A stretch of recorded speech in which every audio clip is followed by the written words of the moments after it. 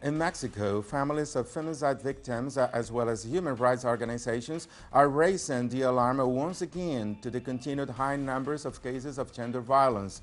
The groups are hoping that a Supreme Court decision will provide a precedent in fighting against impunity. Our correspondent Clayton Kahn has more. This week, Mexico's Supreme Court will hear the case of Mariana Buendia, a potential victim of femicide in the state of Mexico. Although the state authorities determined her death a suicide, Buendia's family and rights organizations claim that the investigation carried out by the authorities was flawed.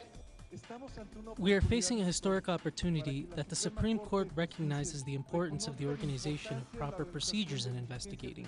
With a gender perspective, cases of violence toward women or femicides, and that the precedent made that established the criteria for investigation. For the mother of Mariana, her daughter's death, which occurred 5 years ago, was a murder caused at the hands of Mariana's husband, a state police officer.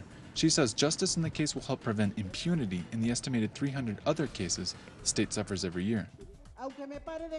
Even if I stand on my head, my daughter will not come back to life. But I want Julio Cesar Hernandez Ballinas to never murder another woman again. Because my daughter did not just die from a headache or a disease, she was murdered.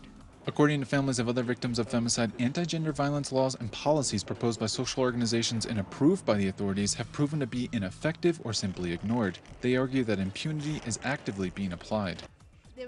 In reality, it is a drain, and I believe that is precisely what they want. The Attorney General and all the other government agencies want us to get tired so that we just leave the case alone.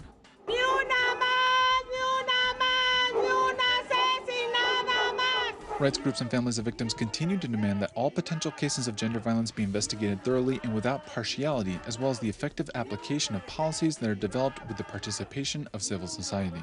According to official numbers, Mexico suffers from at least 7 femicides a day, and over the past 28 years, more than 44,000 women have been killed. Clayton Kahn, Telesur, Mexico City.